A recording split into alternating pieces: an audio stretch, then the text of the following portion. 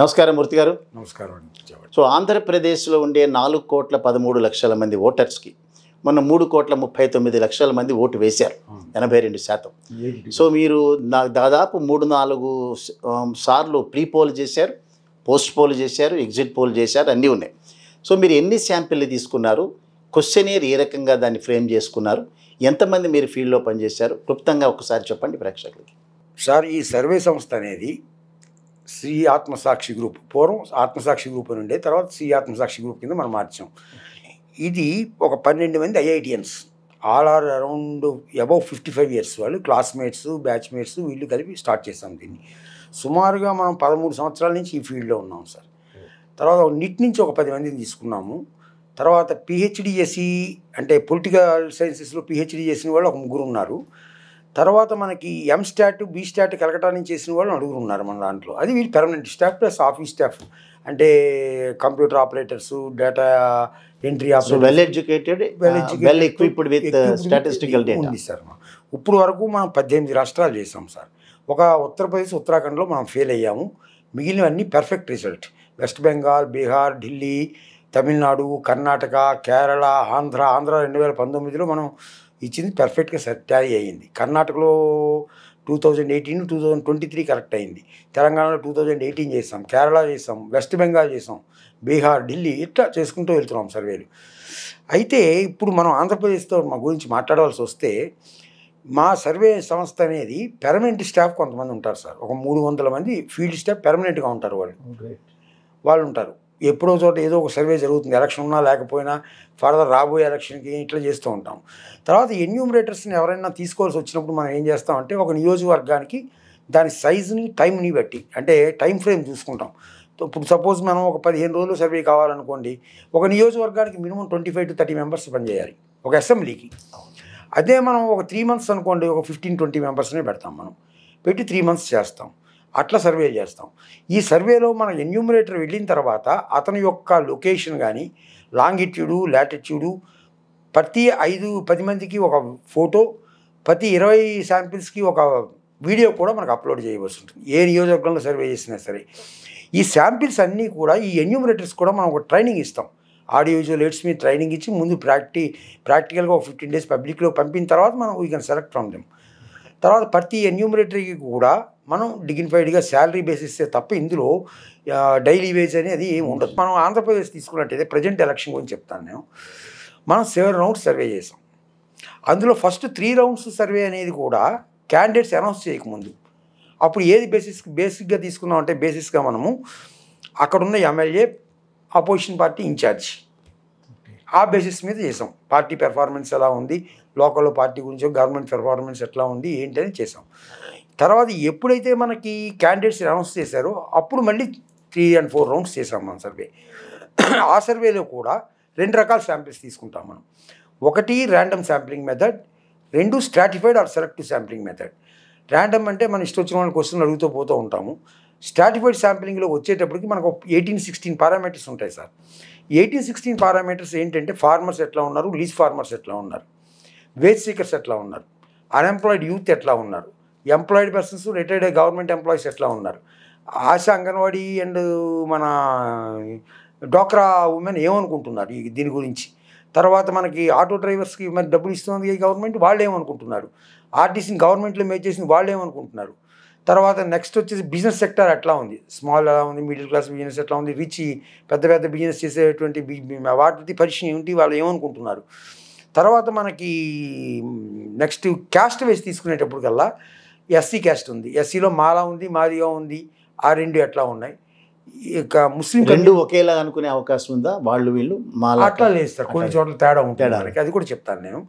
Next అలాగే BC కమ్యూనిటీలో అయితే యాదవ్ కమ్యూనిటీ ఎట్లా ఉంది, పద్మశాలి ఎట్లా ఉంది, కురుబా కమ్యూనిటీ ఎట్లా ఉంది, తర్వాత గౌడ కమ్యూనిటీ ఎట్లా ఉంది, ఇట్లా డిఫరెంట్ సబ్ క్యాస్ట్లు తీసుకుంటాం. తర్వాత మనము ఓసీలోకి వచ్చేటప్పుడు కూడా సబ్ క్యాస్ట్ అన్నీ కన్సిడర్ చేస్తాం. వీటన్నిటికంటే ముందు సర్వే చేసేటప్పుడు ఫస్ట్ ప్రైమరీ పాయింట్ ఏంటంటే, ఎక్కడ సర్వే చేయాలి, ఎలా చేయాలి అనేది క్వశ్చన్. ఇప్పుడు చాలామంది ఏం చేస్తున్నారంటే, సర్వేలో ఈరోజు ఒక కాఫీ హోటల్కో, టీ హోటల్కో వెళ్తారు, అక్కడ పొలిటికల్ డిస్కషన్ జరుగుతుంది, అక్కడ ఒక 10 శాంపిల్స్ తీసుకుంటారు. ఆ 10 శాంపిల్స్ ఇంచుమించులు ఒకలాగే ఉంటాయి. ఒక సెక్షన్ డెఫినెట్గా యాంటీగా ఉంటుంది. మనం అట్లా తీసుకోకూడదు. కొన్ని శాంపిల్సే తీసుకుంటాం అక్కడ. ప్రతి ఒక విలేజ్ తీసుకున్నప్పుడు మ్యాపింగ్ చేస్తాం మనం.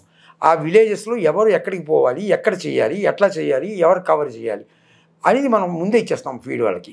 పాపులేషన్ ఎట్లా ఉంది, క్యాస్ట్ వైజ్ ఈక్వేషన్స్ ఎట్లా ఉన్నాయని చూస్తాం. వీటన్నిటికంటే ప్రైమ్ ఇంపార్టెన్స్ ఏంటంటే మనకి గవర్నమెంట్ వచ్చిన తర్వాత ఏ గవర్నమెంట్ ఉన్నా సరే ఆ గవర్నమెంట్ పరిపాలన ఎట్లా ఉంది, సీఎం యొక్క పెర్ఫార్మెన్స్ ఇండెక్స్ ఎలా ఉంది, ప్రెజెంట్ ఎమ్మెల్యే ఇండెక్స్ ఎలా ఉంది, వెల్ఫేర్ స్కీమ్స్, ఈ లా అండ్ ఆర్డరు, డెవలప్మెంట్ ఎట్లా ఉంది, దానికి ఈ 3 కోరిలేట్ చేసి ఒక ఐడియాకి వస్తాం మనం. ఫస్ట్ అనేది గవర్నమెంట్ ప్రిఫరెన్స్ చూడాలి మనం. గవర్నమెంట్ ఏం చేసింది, ఎట్లా చేసింది, సాటిస్ఫై అవుతున్నారా లేదా ప్రజలు, ఎంతమంది అపోనెంట్ ఉన్నారు, ఏమిటి, తర్వాత పొలిటికల్ ఈక్వేషన్స్, తర్వాత క్యాస్ట్ వైజ్ ఈక్వేషన్స్, ఇట్లా తీసుకుంటాం సార్. తీసుకొని మనం సర్వే చేస్తాం. అయితే ఒక్కొక్క నియోజకవర్గానికి మినిమం మనం ఇండివిజువల్గా మనం ఎంగేజ్ చేసుకున్నప్పుడు అయితే దానికి లిమిట్ అనేది ఉండదు. గోల్డ్, సిల్వర్, ప్లాటినం అని 3 రకాల సర్వేస్ ఉంటాయి మన దగ్గర. దాన్ని బట్టి సర్వే ఉంటుంది అక్కడ. అయితే ఆ సర్వే చేసేటప్పుడు ఏంటంటే 20,000 శాంపిల్స్ తీసుకుని ఉన్నాయి, 15,000, 10,000, 12,000 శాంపిల్స్ తీసుకున్న నియోజకవర్గాలు కూడా ఉన్నాయి. అంటే అది ఎంగేజ్ చేసుకున్న వాళ్ళకి, మన ద్వారా సర్వే కావాలన్న వాళ్ళకి. మామూలుగా ఇన్ జనరల్గా మనం చేసినప్పుడు ఏం చేస్తామంటే మినిమం 3,000 నుంచి 4,500 శాంపిల్స్ మధ్యలో తీసుకుంటాం. అప్పుడు ఎగ్జాక్ట్ రిజల్ట్ని ప్రిడిక్ట్ చేయొచ్చండి. అయితే ఒకటి, చాలామంది శాంపిల్స్ ఎక్కువ తీసుకున్నావా తక్కువ తీసుకున్నావా అని ఫస్ట్ క్వశ్చన్ అడుగుతారు చాలామంది. అక్కడ నాకు చాలా ఆశ్చర్యం వేస్తుంది. శాంపిల్ ఎక్కువ ఉండడం మంచిదే, కానీ మనం తీసుకున్న శాంపిల్ మన పారామీటర్స్, మన 16 పారామీటర్స్ని సాటిస్ఫై చేసిందా లేదా అనేది ఇంపార్టెంట్. శాంపిల్ సైజు కంట quality and variety of the sample is much more important rather than the number of samples collected. అది మనం చూడాలి ముందు. ఈ శాంపిల్స్ వచ్చిన తర్వాత కూడా అన్ని వ్యాలిడ్ శాంపిల్స్ ఉండవు సార్. ఒకడు ఫస్ట్ ఏం చేస్తారంటే ఒక ఓటరు పెర్ఫార్మెన్స్ ఏపీ తీసుకుంటే ఫర్ ఎగ్జాంపుల్ జగన్ గారిది చాలా బాగుంది, గవర్నమెంట్ బాగుంది అంటారు. ఓటు ఎవరికి వేస్తుంటే టీడీపీకి అంటాడు వాడు. అంటే వాడి మైండ్ సెట్ ఏంటి అక్కడ అంటే, క్యాస్ట్ వైజ్ వాడు వెళ్ళాడా, పార్టీ అభిమానం మీద వెళ్ళాడా, వెల్ఫేర్ స్కీమ్స్ మీద వెళ్ళాడా అని ఆలోచించాలి. ఇట్లాంటి కొన్ని ప్రాబ్లమ్స్ కూడా వస్తూ ఉంటాయి. కొన్ని వ్యాలిడ్ శాంపిల్స్ ఉంటాయి, కొన్ని వేస్ట్ శాంపిల్స్ ఉంటాయి. మనకి ఏదైనా సరే మినిమం 5,000 దాకా శాంపిల్స్ అయితే, 4,500 నుంచి 5,000 శాంపిల్స్ అయితే ఒక నియోజకవర్గాన్ని కలెక్ట్ చేస్తాం సార్ మనం ప్రజెంట్ ఏంటంటే 175 నియోజకవర్గాలు చేసాము. అందులో 2,000, 3,000 శాంపిల్స్ సరిపెట్టిన ఒక 7-8 నియోజకవర్గాలు ఉన్నాయి. అవి ఏంటంటే ఖచ్చితంగా విన్ అయ్యే ఈక్వేషన్స్, అబ్నార్మల్ వేరియేషన్ ఉంది అక్కడ ఓటింగ్ పర్సంటేజ్లో. విన్ అయ్యేవాడికి ఓడిపోయేవాడికి తేడా 10% అబౌవ్ 15% to 12% ఉన్నవి మనం ఎక్కువగా పట్టించుకోలేదు. తర్వాత 175 నియోజకవర్గాల్లో 8 రౌండ్స్ సర్వే చేసిన తర్వాత ఎగ్జిట్ పోల్కి వచ్చేటప్పటికి మా గ్రూప్ అంతా కూర్చొని ఎక్కడ మనం ఎగ్జిట్ పోల్ చేయాలి అనేది సెలెక్ట్ చేసుకుంటాం. మనం ఎట్లా సెలెక్ట్ చేస్తామంటే, ఆ బూతు సపోజ్ ఒక నియోజకవర్గంలో 300 పోలింగ్ బూత్స్ ఉన్నాయనుకుందాం ఫర్ ఎగ్జాంపుల్. మనం 300 చెయ్యము, నియోజకవర్గానికి ఒక 30 బూతులు తీసుకుంటాం. ఆ 30 బూతుల్లో 10 ఓట్లే తీసుకుంటాం మనం ఒక బూత్కి. ఆ 30 బూతులు సెలెక్ట్ చేయడం అనేది అక్కడ పారామీటర్స్, అక్కడ కమ్యూనిటీ ఈక్వేషను, అక్కడ various different type of voters ఉన్నారా లేదా అనేది ఒకటి చూస్తాము. ఒకటి ఎక్స్పెషల్లీ ఇంకో బూత్కి వెళ్ళేటప్పుడు ఒకే క్యాస్ట్, ఏ క్యాస్ట్ డామినేట్ చేసిందో అది తీసుకుంటాము. సో అట్లా మనం చేస్తాం అన్నమాట. తర్వాత దీంతోపాటు ట్రాకర్ పోల్స్ అనేది ఒకటి చేస్తాం మనం. ఆ ట్రాకర్ పోల్స్ అనేది ఏంటంటే పోలింగ్ బాక్స్ తీసుకొని ఒక 3 పార్టీలు ఉంటే 3 వాళ్ళ పేర్లు రాసి ఆ ఓటర్ లిస్ట్ తీసుకొని 10 బూతులు సెలెక్ట్ చేసుకుంటాం. 10 × 10 100 శాంపిల్స్ తీసుకుంటాం, ఆర్ 150 మ్యాక్సిమం. ఎవరికి ఓటేస్తారో ఏ ఓటర్ దగ్గరికి వెళ్ళారో కూడా మేమే వెళ్తాం.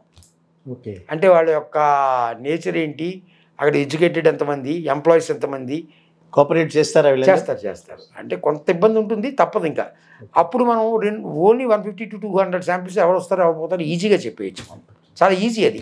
అయితే అక్కడ చాలా కాంప్లికేటెడ్ ఏంటంటే, ఆ సెలక్షన్ ఆఫ్ ది వాటర్ అనేది, సెలక్షన్ ఆఫ్ ది ఏరియా అనేది చాలా సైంటిఫిక్గా రీసెర్చ్ చేస్తే కానీ మనం చేయలేము సార్. అది చాలామంది ఎగ్జిట్ పోల్స్ చేసాం, అక్కడ చేసాం, ఇక్కడ 170 చేసాం అంటారు, కానీ ఉట్టి బోకస్. మీకు 50,000 పోలింగ్ బూత్లు ఉంటాయి ఆంధ్రప్రదేశ్లో, 47,000 అన్నీ ఎక్కడ చేయగలరు sir? How it is possible? అయితే ఏంటంటే మేమేం చేసామంటే సెలెక్టివ్గా తీసుకున్నాం. అది ఎగ్జిట్ పోల్ చేసాం మనం 42 ప్లేసెస్లో. అయితే ఇంకా మనకి రిజల్ట్కి టైం ఉండబట్టి ఈ కీన్ కంటెస్ట్ అనిపించడం వల్ల, తర్వాత దానివల్ల మనం ఏం చేసామంటే 32 ప్లేసెస్లో మాత్రం పోస్ట్ పోల్ చేసాం మనం. ఓకే, ఆ పోస్ట్ పోల్ కూడా ఎట్లా చేసామంటే, అది కూడా మనకి ఎక్కడైతే కీన్ కంటెస్ట్ ఉన్నాయి, ఎక్కడైతే ఈ పర్సంటేజ్ ఆఫ్ డిఫరెన్స్ 1 to 1.5, 2% ఉందో ఆ ఏరియాస్ని మనం కాన్సన్ట్రేట్ చేసి అక్కడ ప్రీపోల్ చేసాం సార్. ఆ ప్రీపోల్ 14th నుంచి 24th వరకు చేసాం మనం. చేసి ఒక రిజల్ట్ అరైవ్ అయ్యాం మనం. ఓకే, నాకు ఇంకోటి చెప్పండి. ఇప్పుడు మనకి ఆంధ్ర కనుక తీసుకుంటే ఒక 4 ప్రాంతాలుగా ఆంధ్రాని డివైడ్ చేయొచ్చు.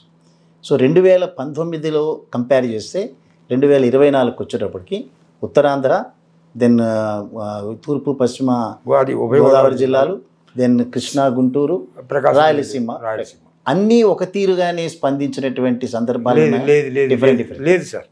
ఇదేమైందంటే ఇక్కడ మనం ఆంధ్రప్రదేశ్ని మేము కూడా సర్వే చేసి 4 రీజన్స్ చేసాం. రాయలసీమ అంటే Kadapa, Kurnool, Chittoor, Anantapur. Coastal south coastal Andhra, that is Prakasam, Nellore, Krishna and Guntur. Delta reason, that is called west and east Godavari reason, Uttarandhra, Visakhapatnam, Vizianagaram, Srikakulam. ఇట్లా తీసుకొని మనం సర్వే చేసినప్పుడు లాస్ట్ టైం మనకు 52 సీట్స్ ఉన్నాయి. ఎక్కడ? రాయలసీమలో. ఇప్పుడు అదే సీట్స్ ఏవి మారవు. ఆ 52 సీట్స్లో ఓన్లీ 3 సీట్లు మాత్రమే టీడీపీకి ఏం చేసింది, కుప్పం, హిందూపూర్ అండ్ ఉరవకొండ.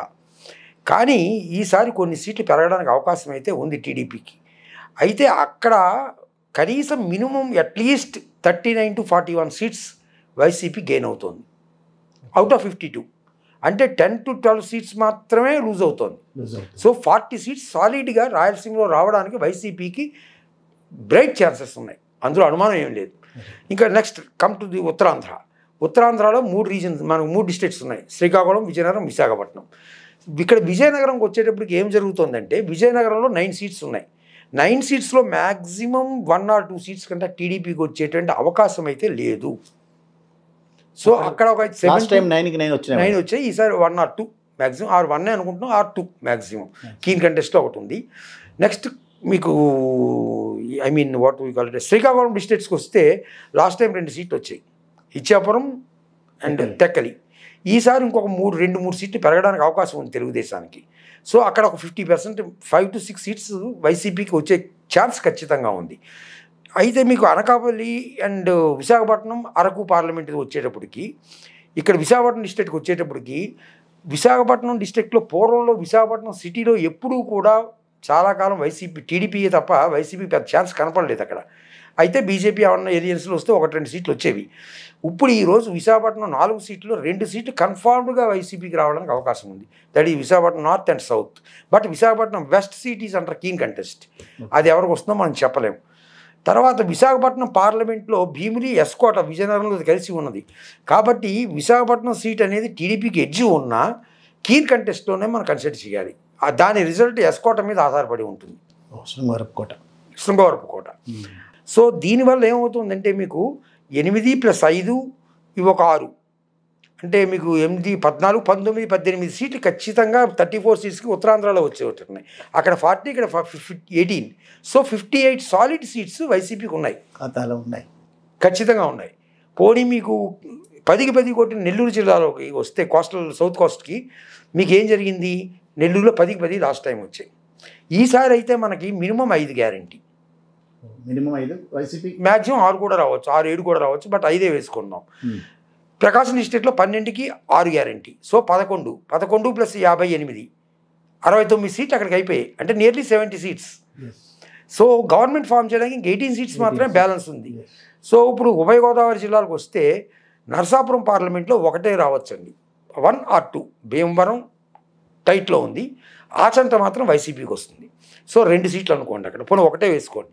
బట్ ఏలూరు పార్లమెంట్లో 5 వస్తాయి గ్యారంటీ, ఇంకోటి రావడానికి అవకాశం ఉంది.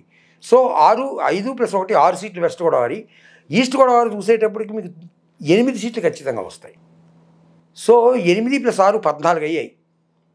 ఏమండి 14 + గుంటూరు తీసుకుందాం మనం. గుంటూరులో 7 సీట్లు మినిమం ఉన్నాయి సార్, 14, 7, 21. కృష్ణాలో 9 సీట్లు మినిమం ఉన్నాయి, 30 అయ్యాయి అక్కడికి. 30 + ఒక 61 ఎంత, 91, 92 ఆ రేంజ్లో గవర్నమెంట్ ఫామ్ చేయడానికి అయితే డోకా లేదు. తర్వాత మనకి ఎలక్షన్ స్టార్టింగ్ నుంచి మనం చూసినట్టయితే పోలింగ్ స్టార్ట్ అయింది, క్యాంపెయిన్ స్టార్ట్ అయింది. ఎలియన్స్ గురించి మనం మాట్లాడుకోవాలి. ఫస్ట్ ఎలియన్స్ గురించి మాట్లాడదాం. TDP, Janasena, BJP alliance. ఫస్ట్లో టీడీపీ, జనసేన ఎలియన్స్ అన్నారు, లాస్ట్లో 11th అవర్లో బీజేపీ ఎలియన్స్లో జాయిన్ అయ్యింది. అయితే ఇక్కడ పవన్ కళ్యాణ్ గారు 2014 అసెంబ్లీ ఎలక్షన్స్లో ఎప్పుడైతే టీడీపీకి 23 సీట్లు వచ్చాయో ఆ టైంలో ఆ నెక్స్ట్ ప్రధాన ప్రతిపక్ష పాత్ర పోషించడానికి ట్రై చేయవలసినటువంటి జనసేన ఆ ప్రయత్నాలు చేయలేదు. గ్రౌండ్లో తిరగడం కానీ, లేకపోతే పార్టీ క్యాడర్ని డెవలప్ చేయడం కానీ, పబ్లిక్ ఇష్యూస్ మీద ఫైట్ చేయడం కానీ చేయలేదు. ఏదో పార్ట్ టైం పొలిటీషియన్ లాగానే చేసుకుంటూ వచ్చారు. ఆయన క్రేజీ ఇమేజీ ఉండొచ్చు, crowd puller, no doubt in it. Clean politician. Clean అనేది ఎప్పుడు తెలుస్తుంది? గవర్నమెంట్లో పరిపాలించేవాడికి కానీ తెలియదు. అంతవరకు సో క్లీనే అనుకుందాం మనం. కానీ పార్టీని అభివృద్ధి చేయలేదు కదా. లోకల్ పార్టీ క్యాడర్ ఎక్కడ ఉంది? బూత్ లెవెల్ నుంచి. తర్వాత పబ్లిక్ ఇష్యూ మీద ఎక్కడ ఫైట్ చేశారు? లేదు. ఒకసారి నేను సీఎం అవ్వడానికి ఓటేయమంటాడు, ఒకసారి నేను సీఎం అవ్వకపోయినా పర్వాలేదు 25 సంవత్సరాలు పాలిటిక్స్లో ఉండడానికి వచ్చానంటాడు. ఒకసారి నా కాపు కమ్యూనిటీ మీద నమ్మకం లేదు, అందరూ కావాలి కాపులే కాదంటారు. ఒకసారి కాపులు ఎక్కువ ఉన్న నియోజకవర్గం పిఠాపురం సెలెక్ట్ చేసుకుంటారు. ఒకసారి ఏమో ప్రతిపక్ష ఓటు చేయకూడదంటారు. బీజేపీ ఏమో ప్రత్యేక హోదా ఇవ్వలేదు, కాకినాడలో మీటింగ్ పెట్టి ఇది పాచిపోయిన లడ్లు ఇచ్చిందంటారు. ఇప్పుడు ఏ తిరుపతి లడ్డు ఇచ్చాను ఆయన వచ్చాడు దీంట్లోకి? మరి అది ఒక పాయింట్. రెండు, ఎప్పుడైతే టీడీపీ డౌన్ఫాల్ స్టార్ట్ అయిందో, ఆ చంద్రబాబు నాయుడు అరెస్టు రాజమండ్రి జైల్లో ఉన్నప్పుడు ఈయన సడన్గా వెళ్ళి పరామర్శకని వెళ్ళి ఆ రోజు నేను టీడీపీతో ఎలియన్స్లో ఉంటాను అన్నమాట. అది పార్టీ క్యాడర్ కానీ ఆయన నమ్ముకున్న కాపు లీడర్స్తో కానీ డిస్కస్ చేయకుండా స్పాంటేనియస్గా సడన్గా అనడంలో అంతర్థం ఏమిటి, దాని వెనకాల ఎవరు ఉన్నారు అనే ఒక మేజర్ పాయింట్ ప్రతివాడు కూడా ఆలోచించాలి. ప్రతి అనలిస్టు, పొలిటికల్ స్ట్రాటజిస్టు కూడా దాన్ని ఆలోచించాలి. రెండు, బీజేపీ టీడీపీ ఎలియన్స్కి వస్తే టీడీపీ ఏం చేసింది? బీజేపీతో ఎలియన్స్లో ఉన్నారు, ప్రత్యేక ప్యాకేజీ అన్నారు, చాలా గొప్పగా ఉందన్నారు, రెజల్యూషన్ అసెంబ్లీలో పాస్ చేశారు. తర్వాత అది బాగోలేదు, ఇవ్వలేదన్నారు. తర్వాత మాకు ధర్మ పోరాట దీక్షలని బ్లాక్ అండ్ డ్రెస్సులు వేసుకుని ధర్నాలు చేశారు ఢిల్లీలో. మాకు పోలవరం లేదు, రైల్వే జోన్ లేదు, సెపరేట్ స్టేటస్ లేదు, తర్వాత దుగ్గరాజపట్నం పోర్టు లేదు, 9th and 10th షెడ్యూల్లో రావాల్సిన ఆస్తులు రాలేదు, కడప స్టీల్ ప్లాంట్ లేదు, అమరావతికి రావాల్సిన ఫండ్స్ రాలేదు, తర్వాత మాకు రెవెన్యూ లోటు భర్తీ చేయలేదు, తర్వాత బుందేల్ఖండ్ తరహా ప్యాకేజీ ఉంది కదా మన ఉత్తరాంధ్ర అండ్ రాయలసీమకి ఇవ్వాల్సింది ఇవ్వలేదు. మోడీ దేశానికి పరిపాలించడం అనర్హుడు. తర్వాత అతనికి ఒక ఫ్యామిలీ లేదు, నాకు ఒక ఫ్యామిలీ ఉంది, తీవ్రవాదం అన్నాడు. తర్వాత ఏమో డిమానిటైజేషన్ వల్ల డిమానిటైజేషన్ పెట్టిన కొత్తలో చాలా గొప్పగా ఉందని పొగిడిన వ్యక్తి ఈయనే. నేనే చెప్పాను ఐడియా ఇచ్చారన్నాడు. తర్వాత దాని గురించి మోడీకి ఎప్పుడైతే అంటే దానివల్ల ఎంతో నాశనం అయిపోయింది దేశం అని చెప్పింది ఈయనే. మరి ఇప్పుడు ఏ ఉద్దేశంతో ఆయన బీజేపీతో ఎలియన్స్ పెట్టుకున్నారు? దాన్ని జస్టిఫై చేయాలి కదా. పబ్లిక్ వచ్చే క్వశ్చన్. ఇప్పుడు పబ్లిక్ ఉంది, స్టీల్ ప్లాంట్ ఉంది వైజాగ్ వెళ్ళి మీటింగ్ పెట్టాడు, బీజేపీతో కలిసాడు. బీజేపీ దానేమో ఆ పబ్లిక్ సెక్టార్ని ప్రైవేట్ సైడ్ చేద్దాం అనుకుంది. దాని గురించి ఏం మాట్లాడలేదు. అసలు ఇష్యూస్ టచ్ చేయలేదు, ఇంక్లూడింగ్ అమరావతి మీద కూడా. అంటే దీన్ని బట్టి పబ్లిక్ అర్థమైంది ఏంటంటే చంద్రబాబు నాయుడు గారు ఆయన జగన్ ఉంటే ఎలక్షన్ చేసుకోలేను, లేకపోతే ఎలక్షన్ కమిషన్ నాకు సపోర్ట్ కావాలి, లేకపోతే అదర్ రీజన్స్ వల్ల బీజేపీకి ఈయన తప్పకుండా మనసులో ఇష్టం ఉన్నా లేకపోయినా ఎలియన్స్ పెట్టుకోవాల్సి వచ్చింది.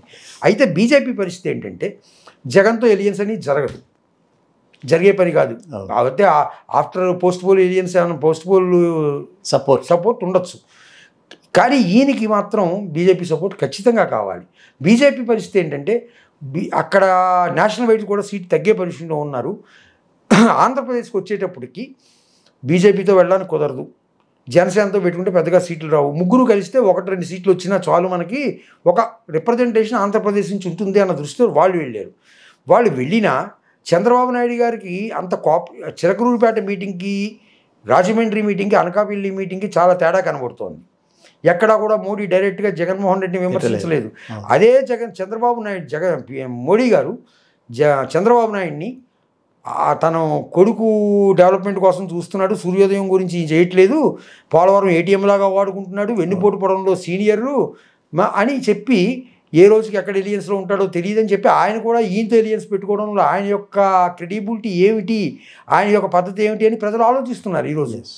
రెండు, ఇంకొకటి బీజేపీకి ఇంకో అడ్వాంటేజ్ ఏంటంటే బీజేపీ స్ట్రాంగ్గా ఉన్న స్టేట్ ఏదైనా ఉంటేనే ఒక ఆంధ్రప్రదేశ్లోనే. దానికి కారణం ఏంటంటే 3 పార్టీలు కూడా రేపు ఎలక్షన్ అయిన తర్వాత అటే సపోర్ట్ చేస్తాయన్న ఫీలింగు, ఆ నమ్మకం బీజేపీలో ఉంది. ఇక్కడ ఉన్న 3 పార్టీల నాయకులు చేసే పని కూడా అట్లానే కనబడుతోంది. సో దానివల్ల వాళ్ళు అంత పెద్ద ఇంట్రెస్ట్గా వాళ్ళు చూపించలేదు ఆంధ్రప్రదేశ్ ఎలక్షన్ని. చూపించేటటువంటిప్పుడు జగన్ మీద దాడి గట్టిగా చేయాలి, వాళ్ళు చేయలేదు. వాళ్ళకి అర్థమై ఉంటుంది పరిస్థితి ఏంటి అనేది. తర్వాత ఇంకా మేనిఫెస్టోకి వచ్చేటప్పటికి జగన్ ఇచ్చిన మేనిఫెస్టోలో ఈ నవరత్నాలు పెట్టి ఇంప్లిమెంట్ చేశాడు. దేశం అప్రూపాలు అయిపోయింది, రాష్ట్రం సర్వనాశనం అయిపోయింది, డెవలప్మెంట్ లేదు, సోమాలియా అయిపోయింది, శ్రీలంక అయిపోయిందని చెప్పి చంద్రబాబు నాయుడు గారు మొదలెట్టారు. మరి ఈరోజు ఆయన ఇచ్చిన ప్రతి పథకానికి నేను ఎక్కువ ఇస్తానని ఎట్లా చెప్తారు సార్? 4 పిల్లలకి ఇస్తాను, ఆయన పీపుల్ లోపలికి వెళ్ళింది, అది రైతు రుణమాఫీ ఎక్కువ పెంచుతాను, ఇవన్నీ ఎట్లా చెప్పగలడు ఆయన? ఆయనకి ఎక్కడ వస్తుంది డబ్బు? ఏమన్నా అంటే సంపద పెంచుతాను. సంపద నువ్వు ఎట్లా పెంచుతావు? రెవెన్యూ సోర్స్ ఏమిటి? నీ బడ్జెట్ ఏమిటి? ప్లానింగ్ బడ్జెట్ ఏంటి, నాన్ ప్లాన్ ఇదేంటి, ఖర్చు ఏంటి, ఇవన్నీ ఉంటాయి కదా. అవేది చెప్పకుండా ఏదో నోటి వాక్యాన్ని చెప్పడం అది అంత సబువుగా లేదు, ప్రజలు నమ్మలేదంటారు. నమ్మలేదు. తర్వాత మనం సర్వేలో ఈ మేనిఫెస్టో వచ్చిన తర్వాత మనం ప్రజల దగ్గరికి పోయి లాస్ట్ 2 రౌండ్స్లో ఎక్కువ ఫస్ట్ క్వశ్చన్ ఏంటంటే మీరు ఎవరు మేనిఫెస్టో నమ్ముతారు, చంద్రబాబు నాయుడు గారిదా జగన్ గారిదా? చంద్రబాబు నాయుడు గారు ఎక్కువ ఇస్తారు కదా అని అన్నప్పుడు వాళ్ళు ఏం చెప్తున్నారంటే 2014 నుంచి 19 దాకా రైతు రుణమాఫీ చేయలేదు, డ్వాక్రా రుణమాఫీ చేయలేదు, నిరుద్యోగ భృతి గురించి చేయలేదు, ఇంటికో ఉద్యోగం లేదు అని వాళ్ళు చెప్తున్నారు. అట్లాంటి నమ్మకం లేదు సార్. ఈయన వచ్చిన తర్వాత మాకు తక్కువ ఇచ్చినా టైంకి వస్తుంది, పర్ఫెక్ట్గా వస్తుంది, మేము పూర్వంలాగా ఆఫీస్కి పోవక్కర్లేదు, మాకు గౌరవప్రదంగా మా ఇంటికి మాకు వస్తుంది, మేము ప్రౌడ్గా ఫీల్ అవుతున్నాం. అది మాకు జగనే కావాలన్న వర్గం చాలా ఎక్కువ ఉంది. తర్వాత ఇందులో ఈ ఎలక్షన్లో చేసిన తప్పుల్లో 2 ఉన్నాయి. ఒకటి వాలంటరీ వ్యవస్థ మీద దాడి చేయడం. వాలంటరీ వ్యవస్థ కానీ ఈ గ్రామ సచివాలయ వ్యవస్థ కానీ చాలా వేడూరుకుపోయింది ఆంధ్రప్రదేశ్లో. దాని మీద అందరికీ ఇర్రెస్పెక్టివ్ ఆఫ్ పార్టీ నేను చెప్పాలంటే మంచి నమ్మకం ఉంది ప్రజలకి, దాన్ని గౌరవిస్తున్నారు, దాని మీద పాజిటివ్ ఇమేజ్ ఉంది తప్ప నెగిటివ్ లేదు. నువ్వు ప్రతిపక్ష పార్టీ మన ఈ వాలంటరీ సిస్టమ్ వల్ల వీళ్ళు టెర్రరిస్టులా తయారవుతున్నారు, ఈ లేడీస్ లేనప్పుడు భర్త లేనప్పుడు భార్య ఇంటికి వెళ్ళి మాట్లాడుతున్నారు, వీళ్ళు పార్టీ కార్యకర్తలు అని చెప్తున్నారు. కానీ మరి అట్లాంటి వాళ్ళకి నువ్వు వాళ్ళు ఉంచుతాను, మీకేం పర్వాలేదు, మీకు 10,000 శాలరీ ఇస్తాను, ఆయన 5,000 ఇస్తానంటున్నాడు, మరి దాన్ని నువ్వు ఎట్లా జస్టిఫై చేస్తావు? అట్లాంటప్పుడు ఆ వ్యవస్థను తీసేయాలి. అయితే మనం విలేజెస్లోకి పోయినప్పుడు ఈ వాలంటరీ వ్యవస్థ మీద కానీ ఈ సచివాలయ వ్యవస్థ మీద కానీ క్వశ్చన్ వేసినప్పుడు వాళ్ళు చెప్పింది ఒకటే, సార్ పూర్వం మాకు ఒక డెత్ సర్టిఫికేట్ కావాలన్నా, బర్త్ సర్టిఫికేట్ కావాలన్నా, ఇన్కమ్ సర్టిఫికేట్ కావాలన్నా, ఒక ల్యాండ్ సర్వే కావాలన్నా, ఒక డ్రైనేజ్ గురించి కావాలన్నా ఎంఆర్ఓ దగ్గరికి, ఎండిఓ ఆఫీస్కి, విఆర్ఓ దగ్గరికి వెళ్ళి ఆ నాన్ జ్యుడిషియల్ స్టాంప్ పేపర్ అంటించి నోటరీ చేసి ఇచ్చిన తర్వాత ఆ ఎంఆర్ఓ పిలిచినప్పుడు మేము వెళ్ళడం, అప్పుడు విఆర్ఓ వస్తాడు, వాడికి మళ్ళీ డబ్బులు సమర్పించుకోవాలి, లేకపోతే పార్టీ క్యాడర్ని పట్టుకొని రికమెండ్ చేయించుకోవాలి. ఇన్ని పనులు అయ్యేసరికి మా తిరగడానికి మా టైం అంతా వేస్ట్ అయిపోయేది సార్, చేతులు కట్టుకుని నిలబడాలి. ఈరోజు అది లేదు సార్.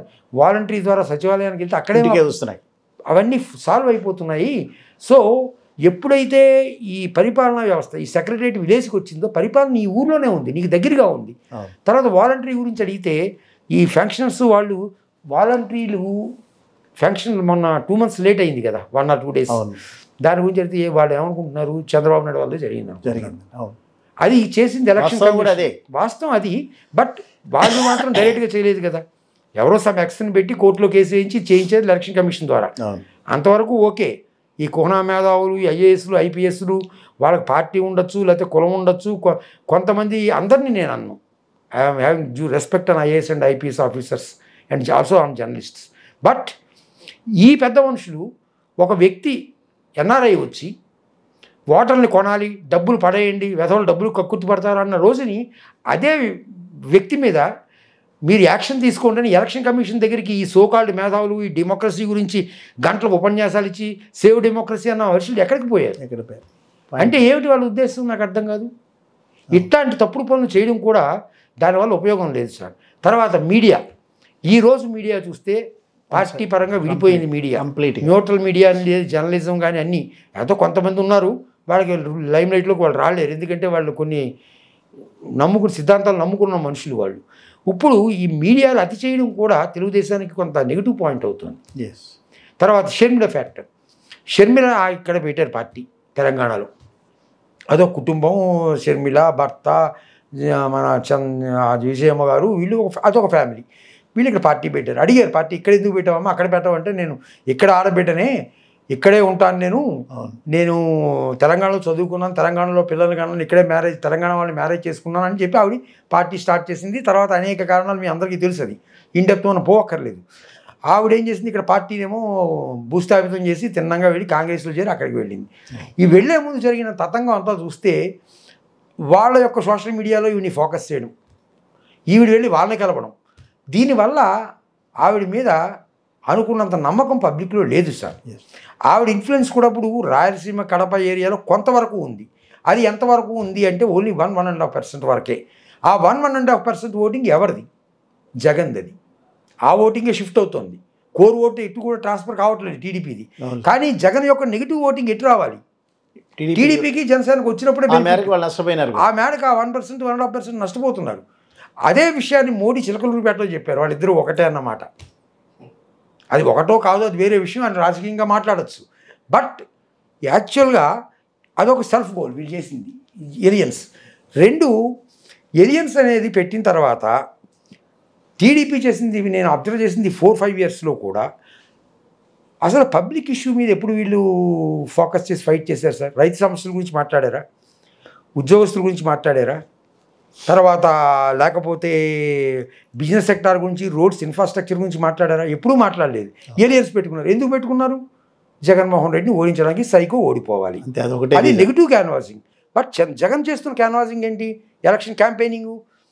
పబ్లిక్కి వెళ్తున్నాడు, వాటర్లో నేను ఇగో ఈ నవరత్నాలు చేశాను, ఇట్లా చేశాను, నన్ను నమ్మి ఓటు వేయండి, జగన్మోహన్ రెడ్డిగా నేను చెప్తున్నాను, నమ్మకం పెట్టుకోండి. కానీ చంద్రబాబు నాయుడు గారు 14 నుంచి 19 దాకా మేనిఫెస్టో పబ్లిక్కి చూపించి ఇది ఏది చేయలేదు, కాబట్టి మీకు నమ్మకం ఉండి మీ ఇంట్లో మంచి జరిగితే ఓటు వేయండి అని అడగడం ఒక ప్లస్ పాయింట్. తర్వాత ఈ వెల్ఫేర్ స్కీమ్స్కి అమాంతం ఈయనలాగా ఆయన ఒకరికి ఇస్తుంటే నేను 4గురికి ఇస్తానంటే ఈయన 10 మందికి ఇస్తాను అనకపోవడం ఒక ప్లస్ పాయింట్. సో దీనివల్ల ఆయన చేసింది పాజిటివ్ క్యాంపెయినింగ్, వీడు చేసింది నెగిటివ్ క్యాంపెయినింగ్. తర్వాత 6 పాయింట్స్ తీసుకొచ్చారు, సూపర్ 6. తెలంగాణలో సూపర్ 5, సూపర్ 6 అన్నారు, కర్ణాటకలో అన్నారు, కానీ అది గ్రాస్ రూట్ లెవెల్లోకి బాగా వెళ్ళింది. కానీ ఆంధ్రప్రదేశ్కి వచ్చేటప్పటికి అది గ్రాస్ రూట్ లెవెల్లోకి వెళ్ళలేదు, చెప్పలేకపోయారు. లాస్ట్లో ల్యాండ్ సెటిల్మెంట్ యాక్ట్ అని ఒకటి తీసుకొచ్చి, టైటిలింగ్ యాక్ట్ అని తీసుకొచ్చి పెట్టారు. దాన్ని అసెంబ్లీలో నువ్వే సమర్థిస్తావు, ఆస్ట్రేలియాలో ఉంది, అది ఉంది, పార్టీ పరంగా పయ్యావులు కేశవ్ గారు పెద్ద స్పీచ్ ఇస్తారు, చాలా గొప్పదంటారు, పొగిడేరు. కానీ బయటకు వచ్చి నువ్వేం చెప్తున్నావు? ఇంకా ఇంప్లిమెంట్ కానిటువంటి చట్టం మీద అబద్ధాలు. తర్వాత ఇంకొకటి, ఇక్కడ ఓటింగ్ ప్యాటర్న్ చూస్తే పూర్ ఓటింగ్ కానీ, విలేజ్లో ఉన్న ఓటింగ్ కానీ, ఉమెన్ ఓటింగ్ కానీ, SC ST minority community voting one way జరిగింది సార్. ఎంప్లాయీస్ ఫార్వర్డ్ కమ్యూనిటీ అంటే క్షత్రియ, బ్రాహ్మణు, చౌదరి, వైశ్య, అదర్ ఓసీస్, తర్వాత మీకు ఎంప్లాయీస్, అన్ఎంప్లాయీస్, వీళ్ళ ఓటింగ్, retired government employees, pensioners voting అంటే గవర్నమెంట్ ఫంక్షనర్స్, ఆ ఓటింగ్ ఒక ప్యాటర్న్లో వెళ్ళింది. అయితే ఇక్కడ మేల్ ఫీమేల్ ఓటింగ్ తీసుకున్నట్టయితే మేల్ ఓటింగ్ కొంత ఎక్కువ పర్సంటేజ్ టీడీపీకి వెళ్ళిన మాట వాస్తవం. అది only difference between these 2 parties only 2 to 2.5% only. But women voting వచ్చేటప్పటికి మినిమం 7% డిఫరెన్స్ కనబడుతుంది, వైసీపీకి ఎక్కువ ఉంది. తర్వాత విలేజ్, రూరల్కి అర్బన్కి వచ్చేటప్పటికి ఓటింగ్ ప్యాటర్న్ చూస్తే మనం అర్బన్లో కూడా కొంత ఓటింగ్ వైసీపీకి పడింది, అక్కడ కూడా బెనిఫిషరీస్ ఉన్నారు, అక్కడ కూడా ఎస్సీలు ఉన్నారు, ఎస్టీలు ఉన్నారు, మైనారిటీస్ ఉన్నారు, అది మనం మర్చిపోకూడదు. అది ఒక పాజిటివ్ పాయింట్. తర్వాత ఇప్పుడు ఈ టీడీపీ జనసేన ఎలియన్స్ గురించి మనం మాట్లాడుకున్నట్టయితే కాపు ఓటింగ్ ట్రాన్స్ఫర్ అవ్వడం వల్ల ఎవరికి ఎఫెక్టు, ఎంత మేరకు ట్రాన్స్ఫర్ అయింది, అది అధికార పక్షాన్ని ప్రతిపక్షంలో కూర్చోబెట్టి స్టేజా లేకపోతే మళ్ళీ ఎగైన్ అధికారం ఇచ్చే స్టేజా అనేది ఆలోచిస్తే కాపు ఓటింగ్లో west, east, Krishna, Guntur and Visakhapatnam కొంత పార్ట్లో ఈ 5 జిల్లాల్లో మొత్తం 32 నుంచి 33 నియోజకవర్గాల్లోనే దాని ఎఫెక్ట్ కనబడింది. మిగిలిన చోట లేదు. దానికి అనేక కారణాలు ఉన్నాయి. కాపుల్లో కూడా ఈయన సీఎం అయితే బాగుండేది, మేము ఓటేస్తామన్న వర్గం ఒకటి, మరీ బొత్తిగా గౌరవప్రదమైన సీట్లు అని చెప్పి 21 ఇచ్చి ఆ 21లో 15 మంది టీడీపీ వాళ్ళని, 10 మందిని టీడీపీ వాళ్ళని అందులో చొప్పించి చేయడం వల్ల, తర్వాత ఈ allocation of seats among partners, alliance partners, బీజేపీకి ఇచ్చినటువంటి 10 సీట్లు, ఈయనకు వచ్చిన 21 సీట్లు ఏ సైంటిఫిక్ బేసిస్లో వీళ్ళు చేశారు? గ్రౌండ్ రియాలిటీ బట్టి డిస్ట్రిబ్యూషన్ జరగలేదు అక్కడ సీట్స్. అక్కడ దానివల్ల ఏమవుతుందంటే బీజేపీకి వస్తే 1-2 సీట్లు, సో 8 సీట్లు అక్కడ పోతాయి అసెంబ్లీ గురించి. ఈయనకు వస్తే 9-10 సీట్లు వస్తాయి, ఆయన 18 సీట్లు ఇక్కడ పోతున్నాయి. 18 + 8 మొత్తం 20 సీట్లు టోటల్ సీట్స్. 19 నుంచి 20 సీట్లు ఈ 31 సీట్స్లో వైసీపీకి గిఫ్ట్ ప్యాకెట్ కింద తయారైంది. ఇది వీళ్ళు బలహీనంగా ఉండడం వల్ల ఓటు ట్రాన్స్ఫర్ కాక. అయితే కాపు ఓటింగ్ 75 to 80% ట్రాన్స్ఫర్ అయితే డెఫినెట్గా కీన్ కంటెస్ట్లో ఎడ్జ్లో టీడీపీ వచ్చేది, కానీ 60% మాత్రమే ట్రాన్స్ఫర్ అయింది. కాపుల్లో అబవ్ 65 ఇయర్స్ 45 ఇయర్స్ వాళ్ళు, ఈ పేద కమ్యూనిటీ వాళ్ళు, తర్వాత ఈ పథకాలు తీసుకుంటున్న వాళ్ళు, తర్వాత ఆసరా పథకం, తర్వాత మన స్కాలర్షిప్స్ అవి ఇస్తారు కదా పిల్లలకి, మన విద్యాదీవెన, అమ్మఒడి తీసుకున్న వాళ్ళు, తర్వాత ఆరోగ్యశ్రీ వాడిని వాళ్ళ థింకింగ్ వేరుగా ఉంది. కాపుల్లో అందరూ రిచ్ పీపుల్ ఉండరు కదా, అందరూ పొలిటికల్గా ఆలోచించలేని సెక్షన్ ఉంటుంది. ఎప్పుడు వాటర్ నాకేం జరుగుతుందని చూసుకుంటాడు, అంతేగాని కమ్యూనిటీ అనేది సెకండరీ. మనకి వెల్ఫేర్ స్కీమ్స్ వచ్చాయా లేవా, మనకి బాగుందా లేదా అని చూస్తాడు.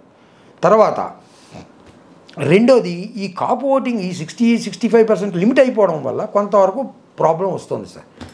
అదే టీడీపీ ఎక్కువ సీట్లు ఇచ్చింటుంటే ఆయనకి ఏదైనా, ఇప్పుడు మీకు ఒక చిన్న క్వశ్చన్ చూడండి, పవన్ కళ్యాణ్ డిప్యూటీ సీఎం చేస్తారా అని అడిగారు ఒక విలేకరి లోకేష్ గారిని. జాఫర్ అడిగాడు, ఇతన్ని అడిగి జాఫర్ లోకేష్ అడిగితే అడిగినప్పుడు అది పోలిట్ బ్యూరోలో వాళ్ళు కూర్చొని మాట అన్నాడు.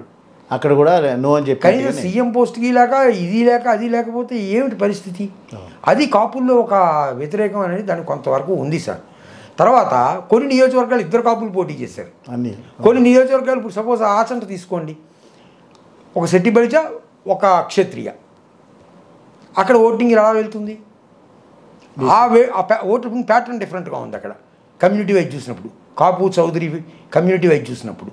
బట్ భీమవరం వచ్చేటప్పుడు 2 కాపులు పోటీ చేస్తున్నారు, అక్కడ ఓటింగ్ వేరుగా ఉంది. ఒక చోట కాపు కమ్యూనిటీ టీడీపీకి, అదర్ కమ్యూనిటీ వైసీపీకి ఉన్నప్పుడు ఓటింగ్ వేరుగా ఉంది. So all these different factors మనం కన్సిడర్ చేసినప్పుడు 60% వరకే ఓట్ ట్రాన్స్ఫర్ అవుతుంది తప్ప దాటి ఎక్కువ ట్రాన్స్ఫర్ కావట్లేదు. అందువల్లే వెస్ట్ ఈస్ట్ గోదావరిలో మినిమం 13-14 సీట్లు ఖచ్చితంగా వైసీపీకి వస్తాయి. ది రీజన్ అది. తర్వాత ఇప్పుడు జగన్ గారు 65 మందిని మార్చాడు, కరెక్ట్ స్టెప్ తీసుకున్నాడు ఆయన. అందరినీ ఒకేసారి కాకుండా 10 మందిని 15 మందిని మెల్లిగా మాట్లాడి క్యాస్ట్ ఈక్వేషన్ చూసుకుని అందరినీ కామప్ చేసి సీట్లు అనౌన్స్ చేశాడు.